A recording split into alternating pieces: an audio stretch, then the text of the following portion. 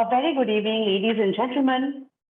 Wishing you all a very happy Dussehra and a very warm welcome to the 188th episode of the Together for Education webinars brought to you by Notebook. Just over 2 years ago, when the pandemic had just set in and schools had closed down, we here at Notebook felt that it was our duty to set up a platform for educators to connect meaningfully on discussing problems they were facing with the rising need of digital education and online learning and arrive at common solutions. Today, 188 episodes later, this platform has grown much bigger than we could have ever anticipated, all thanks to your love and support. We have discussed extremely curricular topics here, like digital learning, NEP and assessments, extracurricular topics like sports and theatre, topics like school finance and management, and even evolved topics like mental health. Today, we have a very relevant topic, quality control for schools. Quality plays a very important role in our day-to-day lives. Starting from the pizza we order to the kind of lives we live, we are quality conscious everywhere. However, when it comes to school, quality holds much significance. It's during these school years, majority of a child's life gets shaped, and hence the importance of quality school can never be denied. Our first speaker on this topic is Mr. Philip Burrett. Mr. Burrett retired as a deputy headmaster from the illustrious Doon School in Dehradun after 44 years of serving education across various institutions. Mr. Burrett served the Doon School as housemaster, head of department, dean of activities, dean of student welfare, deputy headmaster, second master, and acting headmaster. With great distinction, he also carried out a visioning exercise for the Doon School in the year 2011 through an in-depth study of a number of British public schools and various schools in the US. Mr. Burrett qualified as a leadership trainer at Wellington College, UK in the year 2000. He's an athlete, an adventurer, and a naturalist. And we here at Notebook are truly privileged to have Mr. Burrett as our senior advisor. Sir, a very good evening. Thank you so much for being here today, and over to you. Thank you very much, Gagori, and thank you for that introduction. Very generous of you. I hope I'm audible and visible. Absolutely, sir. Yeah. Okay, so you've set a very difficult topic, I have to say, because it's really difficult to actually judge what is quality, and because what may be high quality for somebody may not be, the other person may not have the same standard. So it's very difficult to see and how to judge quality. However, the thing I want to start by saying is that if you look at India, every metro, every street, every hill station, every little village, you have schools all over the place. You have in Dehradun, where I live, it's difficult to get out between noon and 2 o'clock because schools are giving out, they're ending for the day, and buses clog the streets. There's so many schools here. There's so many teaching bureaus and tutorial centers, children being picked up by their parents. Education is a big thing, and there's so many schools, and children are walking miles in the hills, crossing torrential rivers to get to schools. But how much of this education is high quality education? Our statistics may say, we are 99% literate or 79% literate, or so many percent of our kids go to school. But what sort of schooling are they getting? And I think when I do school audits and inspections, my first impressions are very important. The first impression of quality is, how does the school keep it's the area of the school, the compounds, the foyer, how clean are the spaces under the staircases, the notice boards, the bins, the cleanliness, the waiting rooms, what hangs on the wall? Is there graffiti in the bathrooms and in the washrooms? These are good starting points. Is there litter? Do the children wish visitors? First impressions are very important because that sets the tone of the school. And then, of course, I know there's a difference between a 5-star toilet and a municipal bus toilet, but I don't think it takes much money to keep a simple and clean toilet and to teach children how to use this properly.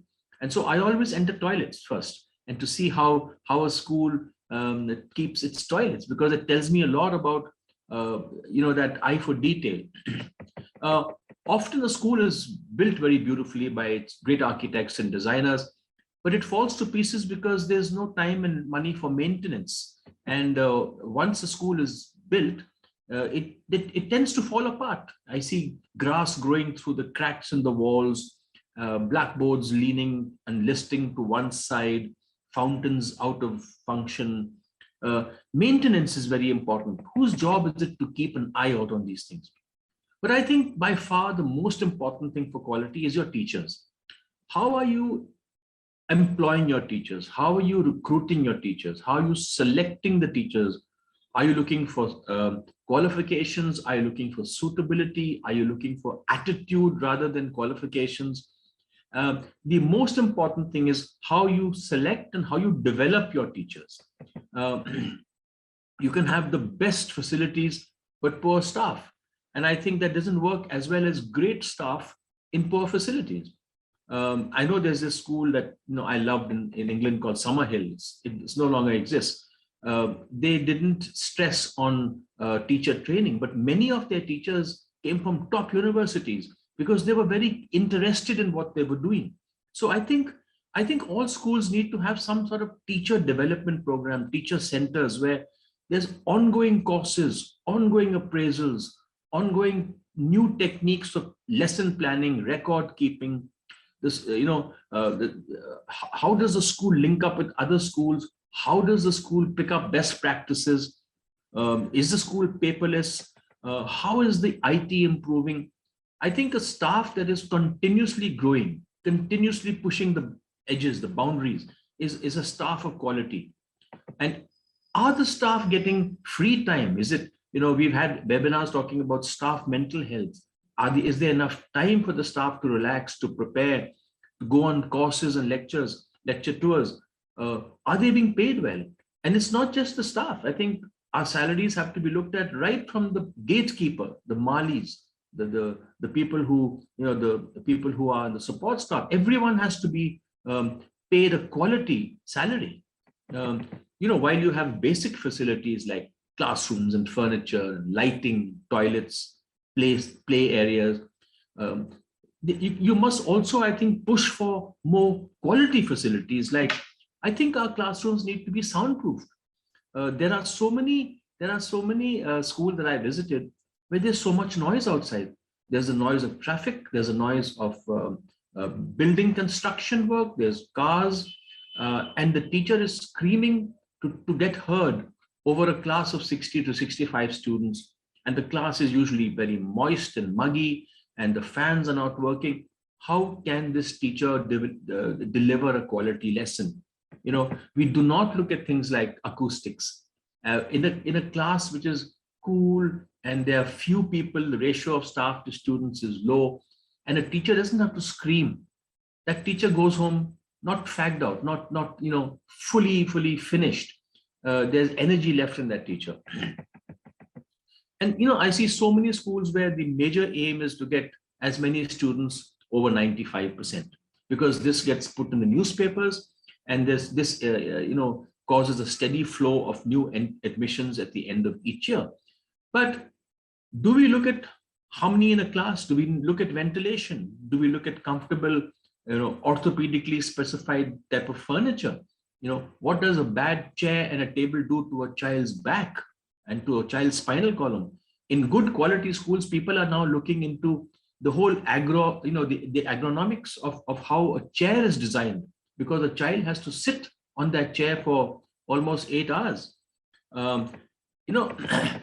Yes, on the one side, there are fancy tuck shops and heated swimming pools and sports facilities and auditoriums. But I think there's such a huge range in India between the international IB big company backed schools, which have 24/7 internet connectivity, security cameras, safety instructions, food and hygiene. And there are schools which are very simple, schools which are very, very basic.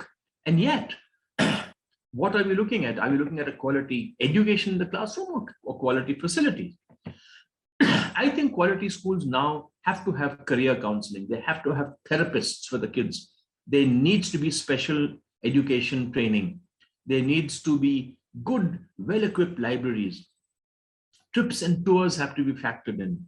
World debates, international award for young people, much better work on music and public speaking, almost like a finishing school syllabus for these children. Again, as I said, cleanliness in building. I had the privilege of visiting a very top British school once, and I just told them I was coming, and I told them I was coming from the Doon school. This school practices what is called total quality management. Now, Achin will throw light on that. Everything from the moment I arrived at school till I left about 6 hours later was planned. There was a brochure ready for me. I had appointments that were slotted in for the day. I had teacher interviews. I was taken to all the facilities. I was given a lunch. I was given a small, farewell package before I left. I came away with a very strong impression that this school practices quality, and not just the headmaster. Everyone practices total quality management, because I was a simple visitor. And I think, another thing that really adds to quality is the sports system in a school, the extracurricular sports system.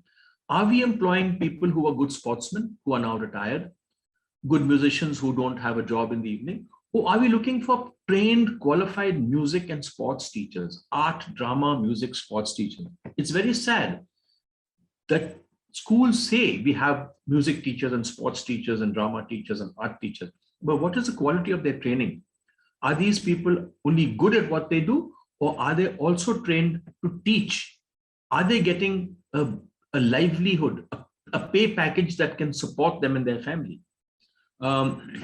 I think if a school practices quality, total quality management, and searches for excellence, it will have a rub-on effect to the children. Children like to be treated with dignity and respect. If you give a child a clean classroom, he won't write on the walls. If you give a child a clean toilet, he will not keep it dirty.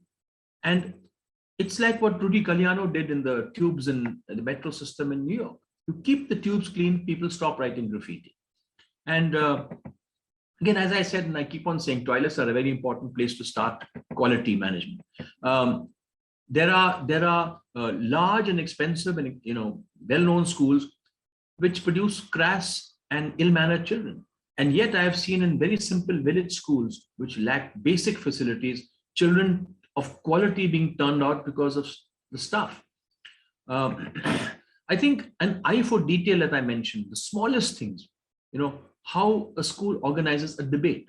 Are the tables, the tablecloths, are there flowers? How are the mics and speakers, organized? Are the brochures well done for the, if there's a drama?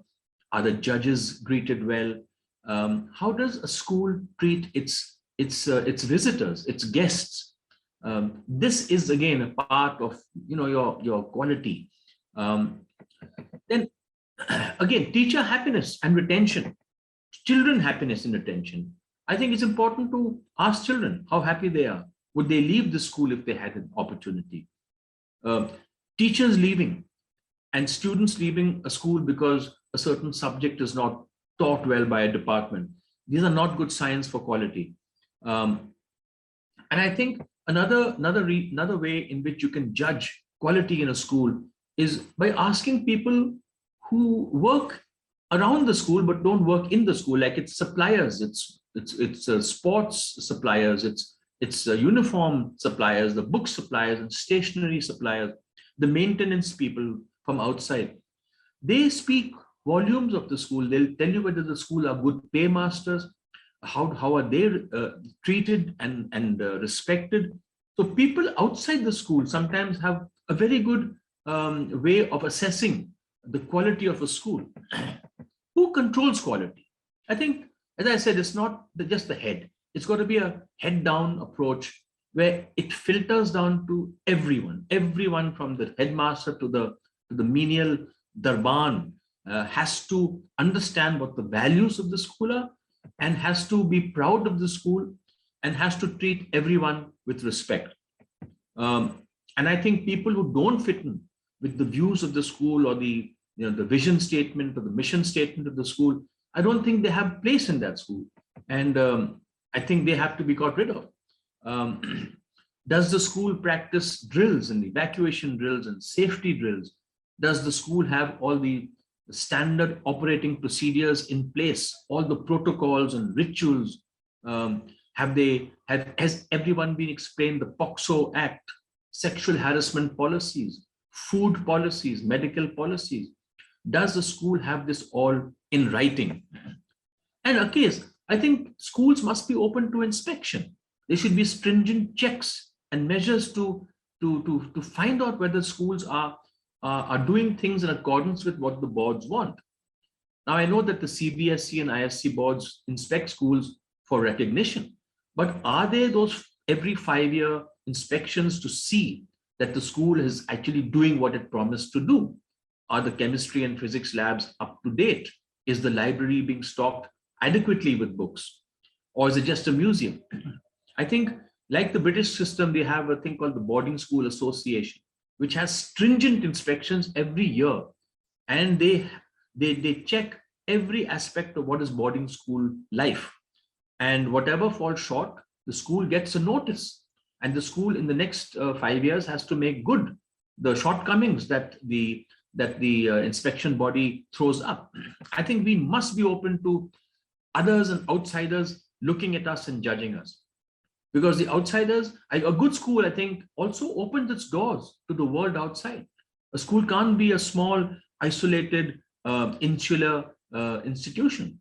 You have to throw it open to people in society, people in the town, to come and see your sports and come and see your activities. They need to judge and talk talk about what you do. To conclude, there's also this aspect of there's so many people who do school assessments, and they grade schools according to certain parameters. Again, these school standards and school grades that certain magazines do. It's called the best schools in the country list. How are they done? They're done on certain parameters. These are all are based on interviews and assumptions, and it's impressionistic surveys. Are they really accurate? Do they really grade schools according to the best to the worst? I don't think they do a good job. There are ways in which schools get on that rating list. As I said earlier to Gagori, I'm not sure what makes a good school, but I think a quality school is a school that turns out quality children. And a quality child is not just produced once or twice in a year. By and large, most of the children that pass out of a school are ready for the world tomorrow. They are people of value. They are people who they are people who do not disgrace themselves, their families, or their schools. And I think the eventual best judge of quality control in school is what sort of students, what sort of alumni is this school producing. And I think that's the final word that I have to say. Thank you very much for listening, and over to you, Gagori. Thank you so much, sir. As always, you have set the ball rolling for today's discussion. It's so true that quality school is what produces quality children. I completely agree to that. Well, ladies and gentlemen, our next speaker on this topic is Mr. Achin Bhattacharyya. Achin is the founder and CEO at Notebook, a chartered accountant by training. Achin was a director at Deloitte prior to starting Notebook. He has worked in India and abroad in various senior capacities in GE, PwC, KPMG, and Deloitte. Achin is a member of the Institute of Chartered Accountants of England and Wales, a fellow of the ICAI, a member of CPA Australia and CPA Ireland, and a member of CIMA UK. He is also the recipient of the prestigious Indian Achievers Award. An avid reader and a passionate traveler, Achin has keen interest in economics, literature, history, and philosophy. He is a regular speaker at various forums and chambers of commerce, and also contributes articles to various numerous publications regularly. He's also on the board of some of the most renowned corporates and contributes significantly to their brand strategies. Achin, a very good evening, and over to you. Thank you, Gagori. Good evening, everyone. Gagori, am I audible? Absolutely. I once again welcome all of you to today's session. Now, a topic like school quality control, and speaking after Burrett, is like coming into bat after Sachin Tendulkar. Considering the fact that Sir has headed one of the most premier academic institutions in the country, there's no doubt about it that he has covered the topic. And I think very beautifully mentioned most of the important aspects. Also, you have a fantastic panel here. The panel of very senior educators, principals with decades of experience. And I'm sure they'll throw their own light and perspective into this topic. So I'll keep my deliberation a little different. Rather than getting into the nitty-gritty of the topic, I'll rather try to focus on quality as a whole, quality as a concept, and take a more holistic view. Now, quality assurance is a term that might be new in education, but I'm very sure, and I'm sure all of you would agree with me, that it has always existed. Maybe we are putting a name to it, but in some form or fashion, it has always existed. And with every passing day, it's becoming more and more important. But if you look at this term, quality assurance, few questions instantly comes to our mind. First of all, what exactly is quality assurance? What is the need for it? Does it really help in improving quality? And of course, considering what we are discussing today, is quality assurance in education something different from quality education in general? Now today, when we discuss this term quality assurance, it has its roots in large-scale manufacturing. Keeping a track of production became increasingly important during second half of the 20th century, especially the quality aspect of production. At that time, a whole profession developed around the idea of quality, as well as related system, processes, and organizations. Now, since then, this particular profession with regard to quality checking, etc., has developed and improved substantially, dramatically, and its scale is global. So that now it's a whole new work in itself, a whole new area of work in itself. And irrespective of the geography or the industry or the area of work that we discuss, there's no doubt that quality is playing a very, very important role. Now, since the pre-industrial guild system in which craft people who would practice any particular trade or craft would get together to control the secrets of the particular craft. At that point of time, as we are aware, at times certain trade secrets used to be passed from generation to generation. There have been bodies which played a very important role in ensuring quality standards in different areas of society. Now, when individual craft people made their own goods, they would control everything. The quality of what they produced was completely in their hand. Producing it well could have been a matter of individual pride, or they could have been conforming to the standards of their guild. But as industry developed, if you look at industrial revolution with mass scale production, as industry developed and large mechanized factories started to be dominant modes of manufacture, there was a shift, dramatic shift. Each individual worker started to produce only very small bits of the total product. So naturally, they had very little control over the end product in totality. And consequently, many of them less interest in it. So to make sure that factories are producing items that did not have defects, factory owners introduced inspectors. Now, inspectors would check a sample of completed item, random sampling, assuming that their quality was representative of all the items produced. Now, this led to the development of a whole series of different ways of trying to reduce the number of defects in anything that is being produced. randomly pick up a sample, test it for quality. And the moment we see some flaws, work on them and ensure that we're able to improve. Now, these were usually referred to as quality control mechanisms, as companies try to find ways of reducing the number of defects in their product. More complex mechanisms were developed. Now, quality assurance came out of attempts to prevent defects from occurring instead of only checking up on finished product. So these two are clearly different. One is reactive and the other is proactive. In a reactive system, once production is done, we pick up random samples and check. In a proactive system, it's an ongoing process.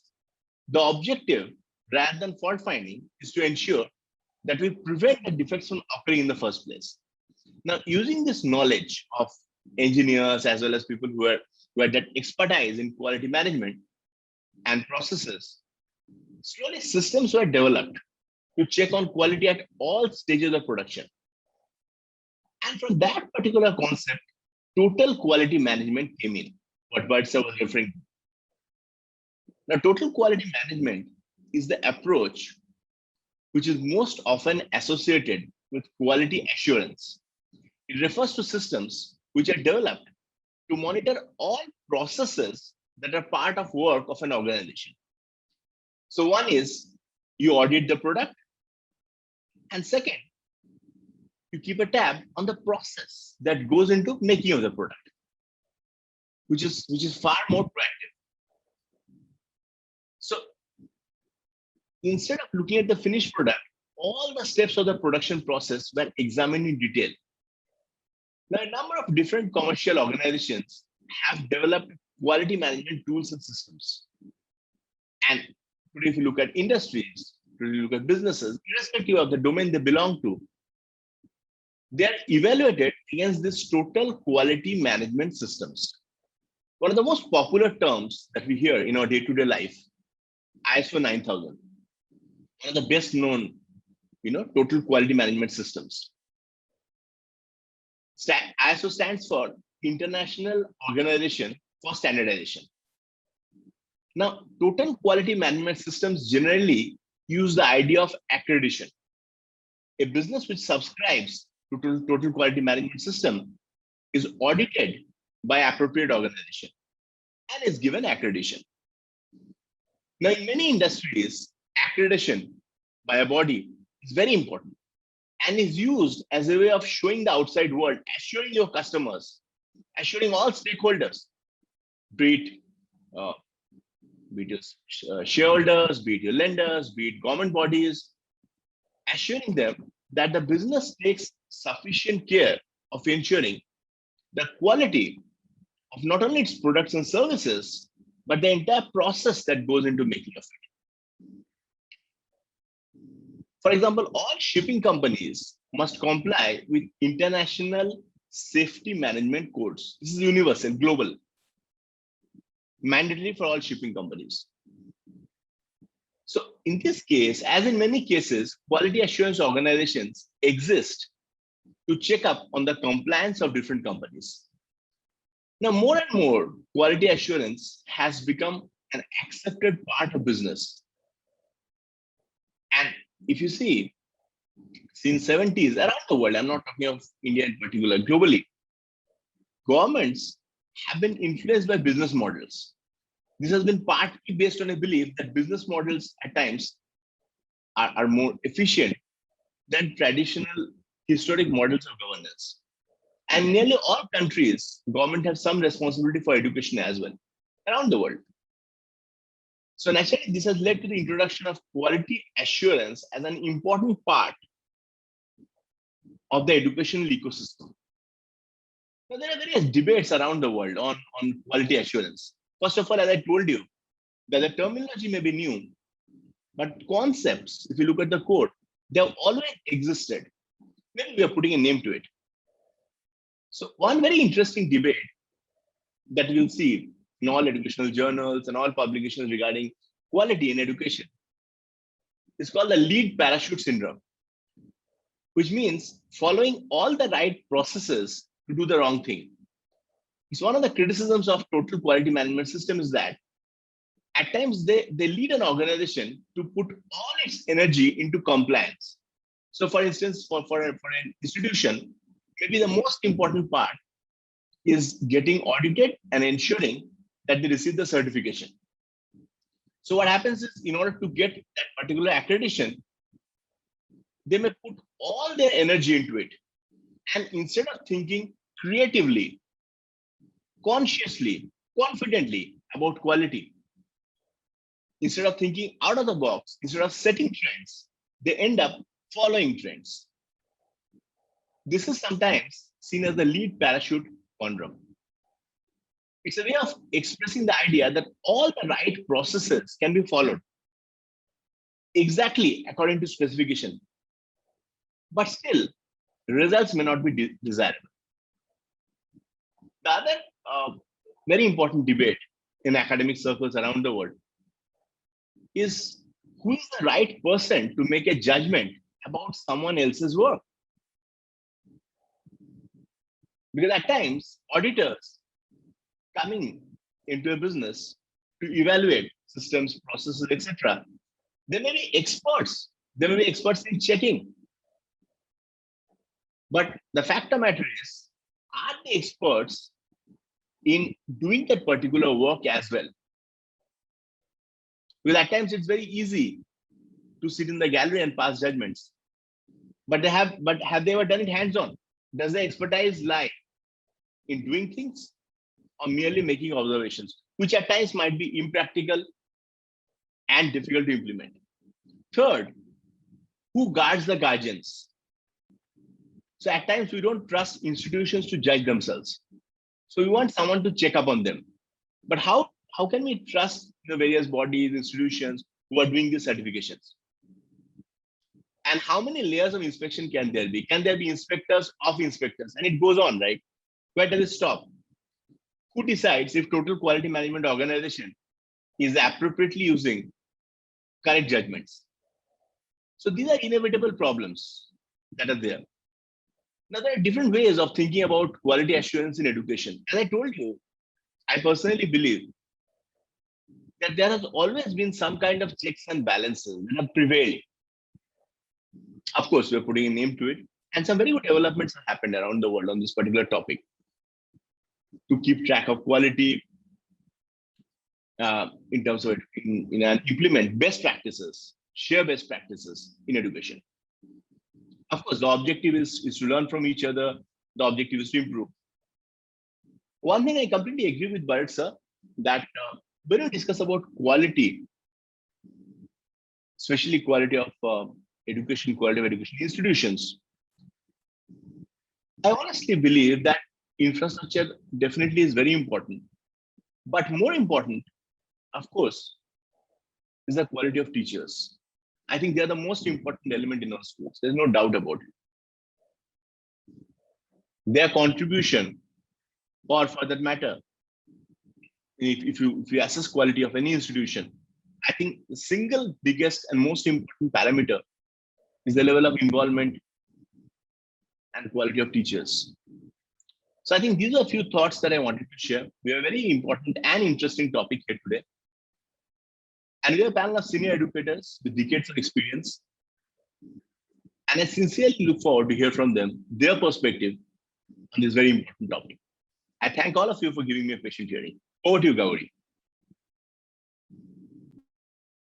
Thank you so much, Achin, for this wonderful deliberations. Well, ladies and gentlemen, as you mentioned, we do have a wonderful panel lined up for you. But before we start with the panel discussion, a little bit about us here at Notebook. We at Notebook are an edtech platform that creates short videos pertaining to the school curriculum. This means that every topic from every subject of the school syllabus has been converted into a series of short videos that can be used in two different cases. One is when you as a teacher are starting out a topic in your classroom, you can play one of these videos as a method of visually introducing the topic to your students. These videos or just 6 to 10 minutes in duration and take up a very little of your class time while offering the right kind of material to students to generate curiosity and excitement. The second is when the students are studying at home, months later they have access to the same videos on their personal devices, be it a laptop or a smartphone. They can watch the videos over and over again until they get a very clear understanding of the topic that you had taught. What I am going to do now is play you some short snippets of notebook videos so that you know what they exactly look like. Hello students, welcome to Notebook. We are back with a brand new video. We know triangles from our childhood when we started learning English alphabets. Now take a look at these delicious items. Nachos, India triangular parathas, slices of pizza, slices of a sandwich. These are all triangular in shape. In the first verse, the speaker of the poem gets into a fight with his or her brother. The quarrel quickly escalates and the siblings have a fallout. This means that the energy that was reserved is getting depleted, and we would need additional nutrition in terms of nutrients to replenish it. But the common question arises is, what are nutrients? Nutrients are basically substances that provide nourishment, which is needed for growth and maintenance of life. कवि कहता है कि जिस मेड़ पर वह बैठा है वहीं पास में एक पोखर यानी कच्चा तालाब है जिसमें तेज हवा चलने के कारण लहरें उठ रही हैं।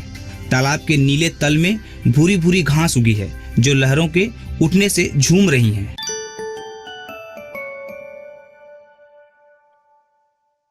Ladies and gentlemen, those were some short snippets from notebook videos as you just now saw. We have today connected with over 3,500 schools and have had more than 44 lakh students benefit from our videos. If you head over to our website www.notebook.school or use our mobile apps for Android and iOS, you could find more than 10,000 such videos at your disposal. With that, it is now time to introduce the wonderful panelists that we have with us today. We have with us today Dr. Geeta Shukla, ma'am, Principal, Manava, Bharti India International School, Uttarakhand. Ma'am is an enthusiastic, focused, and cheerful person. She did her PhD in chemistry. She's an experienced educator, teacher, trainer. She is associated with Solitaire as CSO. She's a child development specialist and a mindful parenting coach associated with Success Psyche. Ma'am is always willing to have engrossing conversations on mental health, literature, raw human emotions. She's an avid reader and a proud of a large bookshelf and a candid speaker thriving as a proud single working mother of 2 daughters who like to believe that she understands them. Ma'am, a very good evening and welcome to the panel. Next, we have with us Dr. Renu Singh, Principal, CN Memorial Public School, Tilaura, Gorakhpur. Ma'am is an educationist, a mathematician, a philosopher, and a multi-talented personality. She has completed BSc, BEd, 4 years integrated course from Regional Institute of Education, affiliated by NCERT, Ajmer, Rajasthan. MA History from DAV College, Kanpur University, MSc Mathematics from Rohtak University, qualified UPTET 2011, CTET 2019. She completed PhD Mathematics from Singhani University, Rajasthan, with the topic and investigation of interactive visualization of computational fluid dynamics data mechanism. Prior to her current role, she has worked at St. Aloysius Boys High School, Army Camp, Kanpur, Rani Lakshmi Bai Senior Secondary School, Lucknow, Salman Public School, Delhi, Ran International School, Delhi. She has published various research papers and has attended various CBSE workshops, both online and offline. Ma'am, a very good evening and welcome to the panel.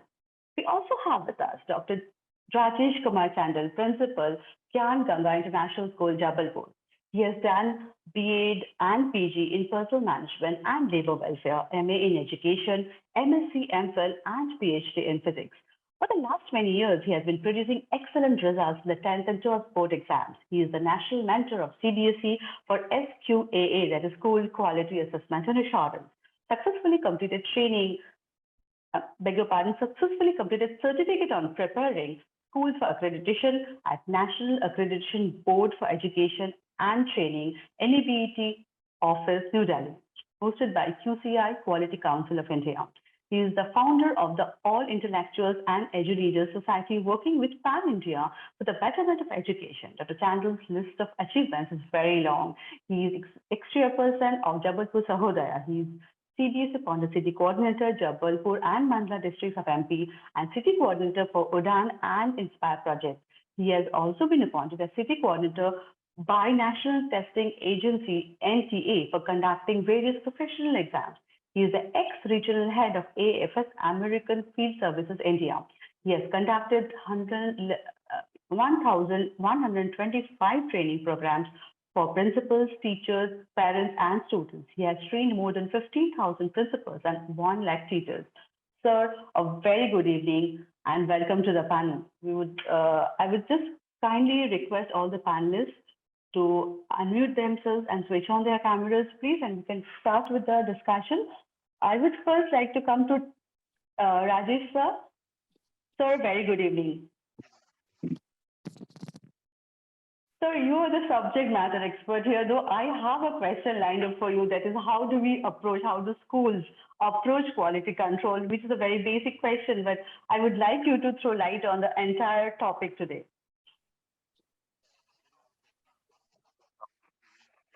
Approaching and how schools must approach for the quality control. And quality control is very, very important in the 21st century. I believe that what we are giving to the children of this particular arena, we must give a quality. And when we talk about the quality, it's not talking about the quality teaching and learning only. Rightly said by Philip also. And I was listening to Achin as well. Achin has taken a very broad topic and he has correlated the quality with the industrial area and the core school teacher as Philip has taken, he has related the quality to the schools. But if we, as a school, the schools must go for the quality, then they need to just take all the heads on the count, which is very, very important. What are the important areas for the schools which must be taken as importantly and must be just pitched in separately and must be cared very minutely? If I take it first, then we must go for the curriculum. The quality curriculum which we are delivering, the quality of curriculum is one part, but the delivery of that curriculum is very, very important, another part. Now, if you're talking about the delivery of that curriculum, its quality is to be taken, then comes to the teacher. Then we have to have the quality of the teacher. We have to have the proper training and proper grooming of the teacher. And we have to go for the selection of the quality teachers. That is a very important part. Then comes the pedagogy, the way they are delivering this curriculum to the students. Then this delivery, if the pedagogy is proper, definitely the learning will be quality. And then the third part comes. One is the teaching, that is to be quality. Learning has to be quality, and then the quality of the assessment. These three areas are very important, that when we are talking about teaching, learning, and the assessment, we have to focus on this particular area. This comes to the cognitive aspect of the students' quality, we can say. Then if you're talking about the infrastructure, we need to have that. That is, Philip was focusing more because he was talking out of his experiences. He was talking that what he has seen during his 40 years of the experience, that infrastructure. We need to give them quality infrastructure. It's very true that we are talking about the adequacy of this infrastructure. We are not supposed to have that. We are having the adequate infrastructure for running a school. We need to see the functionality of that. We are having a library. We are having e-library. Are we looking into the functionality of the library? We are having the computer labs. We are having the just a good bandwidth with which they are connected. Are we doing that? We are having a robotics lab. Are we giving that robotics lab to the students, and are we doing some innovations over there? Are we checking the functionality of that? And then are we keeping the aesthetics of the infrastructure? This has to be in the quality. The human resource management has to be very, very important, and that has to be done in the quality way today. This is very important part. This is not, I'm not talking about that teachers are supposed to be quality, then the school can maintain a quality. The resources which are there, right from the Darban to the principal, we can say, just gatekeeper to the principal, whether they are the cleaning staff, whether they are the administrative staff, whether they are the front office people, whether they are, everybody has to be taken care, and everybody's care, if it is taken, then they will be delivering you the quality. And one more important part, which I think that today we need to include, and NEP talks very loudly about that we cannot take even a single step without considering that particular part. That is the inclusion of everyone in the class. That is, inclusive practices are to be taken in a very quality manner. So that inclusive practice doesn't mean that we have to take care of the children, those who are differently abled children. It doesn't mean we are having the inclusion. The children in a school are coming from the smaller town, and they're coming from the city area, they're coming from the village area. Then caste, color, creed, everything, inclusion has to be done on the basis of the mind. And if it is not taken, the quality of that inclusion is not taken into consideration, then I believe we will be lacking somewhere. And yes, of course, governance of everything, leadership of the principal, leadership of the management, those who are running the school, that must lead to one point, that if everything is delivered in the quality manner, then we must go for the satisfaction of the beneficiary. Who are the beneficiaries?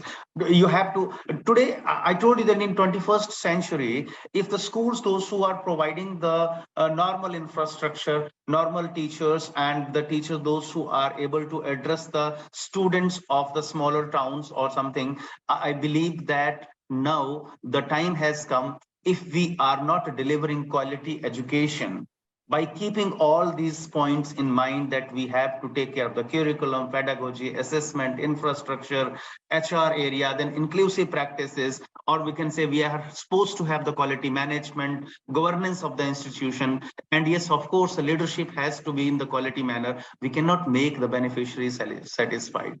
We have to make the children of the school satisfied, those who are studying there. We need to just look into the satisfaction of the parents. We need to look into the satisfaction of the staff, whether it is teaching or non-teaching staff. And yes, of course, we need to look into the areas which are very importantly taken by each one into consideration, that these are required for the teaching and learning processes in the school. This is what I believe, so that this is the way that schools need to take the quality in the schools. Thank you so much, sir.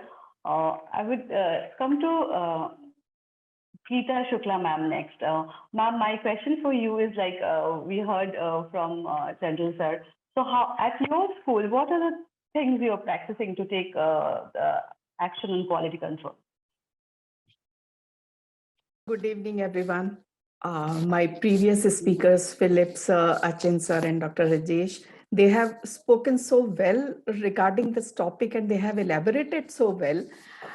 When I was listening to them, I thought that, yeah, we all know, and we are discussing about what are the areas where quality education or school quality has to be taken care of. So I was thinking, I'm a bit deviating from your question. Why? Because I am having an experience of working in various types of a school. When we say types of a school, so I have worked in a very good, renowned residential boys' school, as well as I have worked in a residential girls' school, and both are renowned schools. In addition to that, I have worked in government sector, that is Navodaya Vidyalayas, which are co-educational institutions for students from the weaker section, brilliant students from the weaker section. Also, I have worked with NGO, which was working for the children from slum and street background. So with this diversified experience, what my question is, what are the problems what I think is, what are the problems faced by all of us when it comes to quality education in schools? So it is not only in a school, in whichever place, if we try to impart education formally or informally, the challenges which are faced by. So if you don't mind, I would like to focus on that point, what challenges we all are facing. We expect that everybody knows what quality education is and what we should have. We should have good infrastructure. We should have experienced and trained teachers, experts in their subject. In addition to that, we should be able to pay sufficient amount to all the staff members. But actually, what is happening?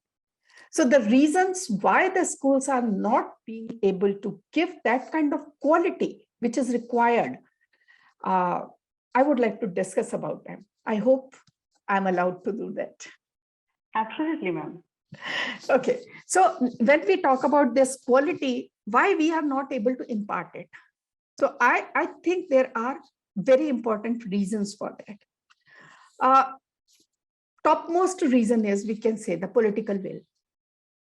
We are not only talking about the schools which are privately run, the schools which have are huge amount of money to spend on the education of the selected luckiest few. The education in all other schools, not the so-called top-notch schools, is not of that good quality because of the lack of political will. Where the decision makers, they are not able to implement things. So for example, if I say government schools, we say plenty of amount of money is spent on the salaries of the teachers and the principals and other staff members. But see the kind of infrastructure given to them. What the children are getting in those schools. Government is spending a lot on the salaries, but the outcome is not good. So one reason is that political will, which is not there. Another factor for many schools not to be successful and provide the good quality education is the financial aspect. So if a school is government school, they have at least a minimum set of infrastructure. But those who are dedicated, who want to do something for the education of the children, who feel that education is really important for everybody to get, but they don't have that much of resources. So see, when we talk about quality teacher, how we can get the quality teacher? That is one issue which most of the schools face, because the good quality teacher not necessarily will be working at a less salary. So leaving the schools for the good quality teacher is very common. If I say retaining the good quality teacher in various schools becomes a challenge. And when the good quality teachers are not there, so whatever we get, whatever you are getting, you have to work within that means. Now here comes, how can we help maintaining a better quality school is by teacher trainings. Now, teacher training is one aspect where we can help teacher to give a quality education, or we can say that teacher trainings can help teacher to be better than the previous ones, better than their previous selves. That quality education, this can, teacher trainings can help in them. But again, here the point is, how many schools are able to give that quality teacher trainings? So we want a lot of things to be done, but many times means are less. Another factor which makes a difference in especially so-called mushrooming public schools, private schools, is the will of the management. What they think about.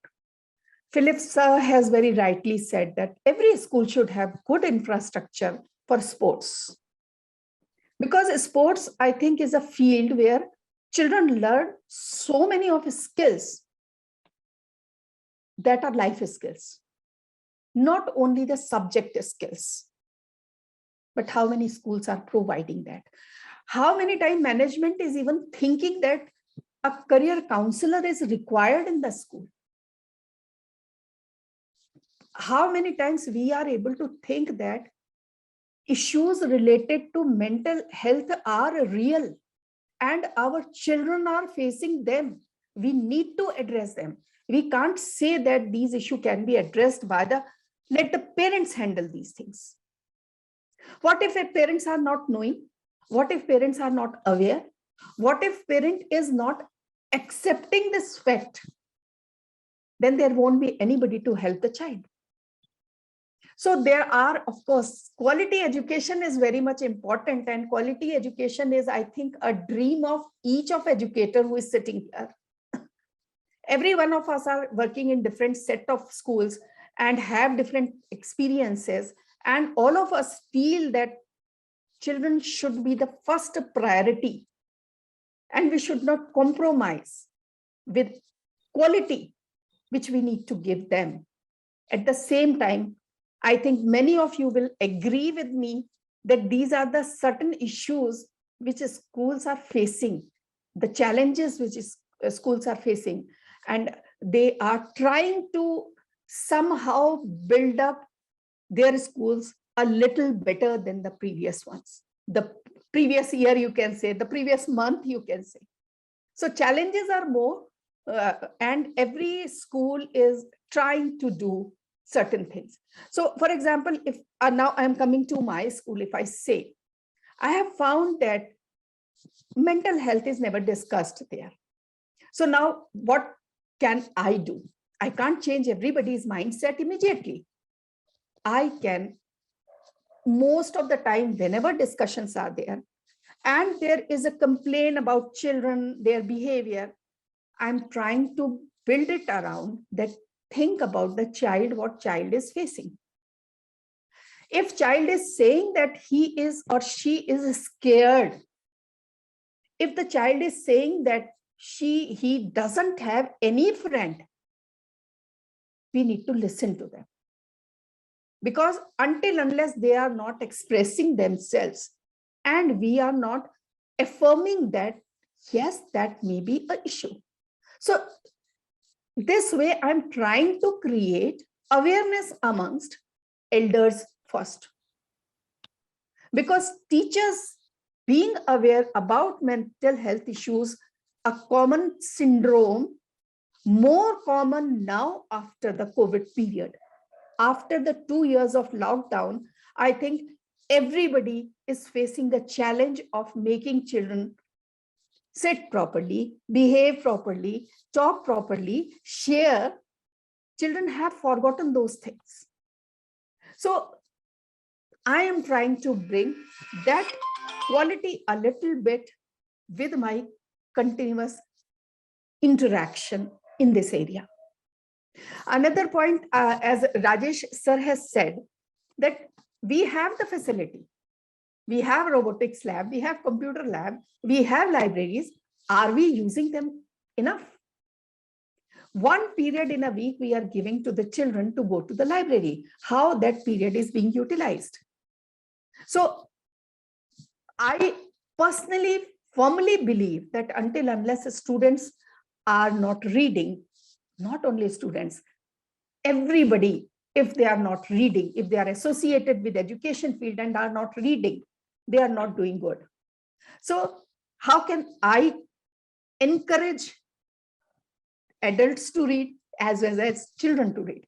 Is I read myself. I take the book from my library only.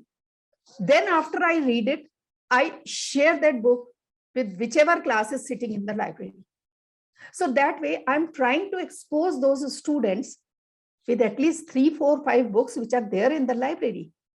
Maybe some of them start looking that, okay, a brief we have been told, now we can read it. So these are some very small steps which are being taken regularly to increase the quality in school. Quality in terms of teaching, in terms of learning, in terms of behavior, in terms of health, in terms of counseling, everything are small steps I'm trying to take. So this is how I am working in my school. And I think I have explained the issues which in general schools are facing. because I have experience of working in various sets of a school. So that's why I can say there were no problem of the, you can say, resources in the all boys residential and all boys girls school, but there are resources crunch in Navodaya Vidyalayas. There are resources crunch in other private schools. There are resources crunch in the NGO when we were working with them. So it is not only the resources which can be purchased, procured by money, it is the resources, the life, the quality of life which children are leading. So we need to focus more on the children. This is what my view is. So thank you for this platform. Thank you so much, ma'am. I would like to come to Dr. Renu Singh, ma'am, next. Ma'am, a very good evening. Ma'am, your views on the topic, please. How are you addressing it in your school or at a macro and a micro level, both? Very good evening, Gagori ma'am, and to all the guests and everybody present here. And thank you for having me here. Just now we heard such great speakers, all of them experienced in their own field and genre. So yes, the topic is very interesting and very important at the same time. When we talk about quality, what is a quality? Actually, quality can be said it is a degree to which an object or entity, when we say entity, it can be a process, it can be a product or service which satisfies a specified set of attributes or requirements. The quality of something can be determined by comparing a set of inherent characteristics with a set of requirements. And when can we say that a school is of good quality? We are talking about school quality control. So when can we say that, okay, this school is of good quality? Of course, we should have fair-minded and passionate faculty members there who should be honest. They should be well-mannered, inspirer, skilled, and supportive mentors who will have a strong positive impact on the student's attitude and personality. They should be inspiring. There are different dimensions according to MCIEA school quality measures, and they have divided into two main categories. The first category is essential inputs, which includes teachers and leadership, school culture and resources. And the second category is key outcomes, which includes academic learning and community well-being. So teachers and leadership, this is of course very important category which measures the relevant abilities of schools, teachers and leaders and the degree to which they are receiving the support they need to grow as professionals. So of course we have to work on teachers' growth, their personality development. Talking about school culture, it measures the degree to which the school environment is safe. Is the school environment safe? Are the children being cared there? Is the school academically oriented? It considers factors like bullying, student-teacher relationships, and regular attendance.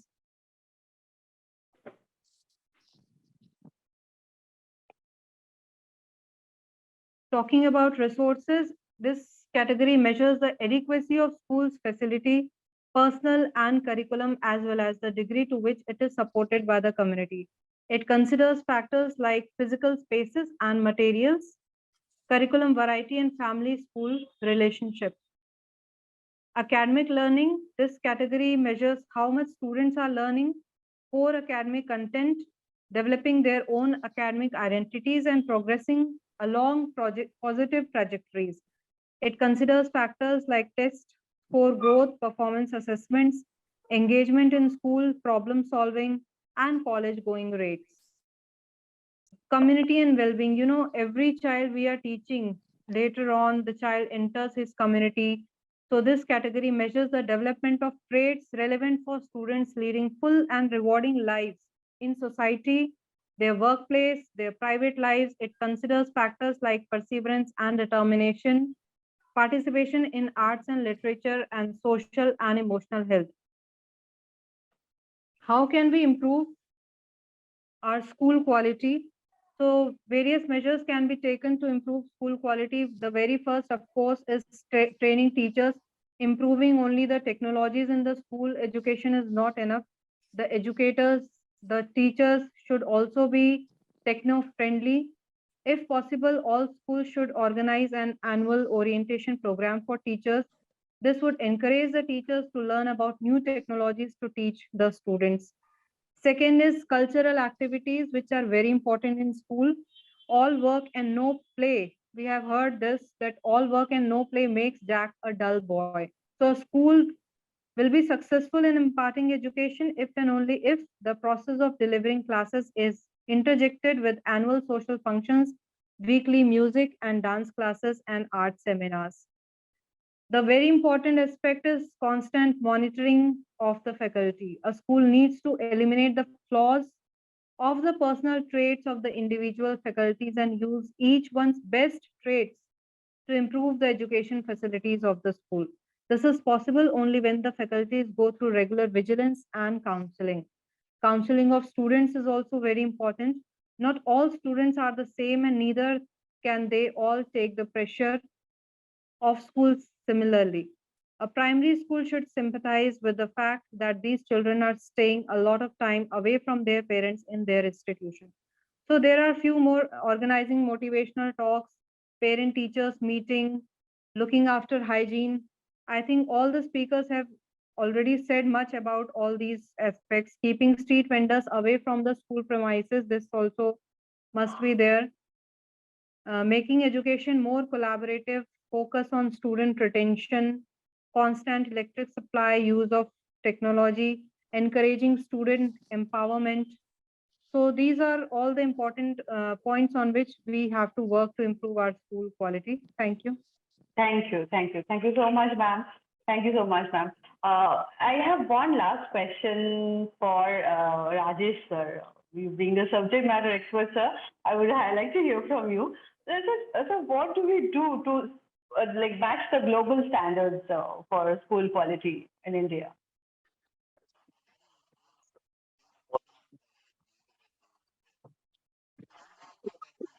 So you're not audible. Am I audible now? Yeah. Absolutely. Now it's okay. Okay. See, if we talk about our Bunyadi Talim system, which we are having in India, that Bunyadi Talim talks about very basic system of education is connected into that one. In India, we talk about the development of mind, we talk about development of body, and we talk about the development of the soul. When we are developing all these areas, I believe this is something which is very much required to meet all the global standards. But if we talk about the ordinary system, that focus only on the mind. One point. Second is, we have to be very careful about this particular area. Then only we can be successful in reaching out to the global standards. Now the challenge is coming years. Coming years is going to be, future is something different now. What we look for the future after 10 years or something, rise of big data, then artificial intelligence, then machine learning, and then what will be happening due to this one? Due to this, many skilled jobs will be taken over by the machines. And we in the country also need to prepare the children for that particular challenges.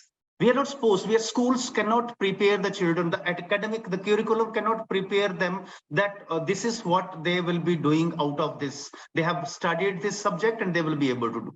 What we need to do is we need to prepare from the challenges which will be coming tomorrow. What challenges will be there? AI, ML, and this data rise is not a problem. Problem is what? Problem is coming to us through some other areas. That is what? Collaborative research which is required to be done for climate change, increasing pollution, depleting natural resources. This will create a big demand of new skilled workforces. We need to prepare the children for that. Then we can meet the standards, global standards, and then we can just rise the country people to that particular level. That is very important point. Mathematics is not going to go anywhere. That is will be remaining there.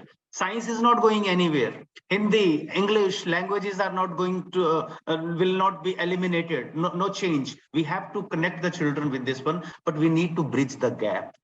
If we have to meet the global standards in the schools, we all education leaders need to take care of this one. Bunyadi Talim must be kept in, and we have to hold the standards of it very high.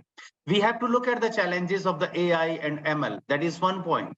At the same time, we have to go for the just challenges which will be coming and the jobs which will be created and the responsibilities which will be created due to depleting resources. Then we are talking about the climate change, etc., etc. So bridging the gap of all this will be helping us to raise the standards as per the global requirement. Thank you. I hope I'm clear about the point which you asked. Absolutely, sir. Thank you so very much.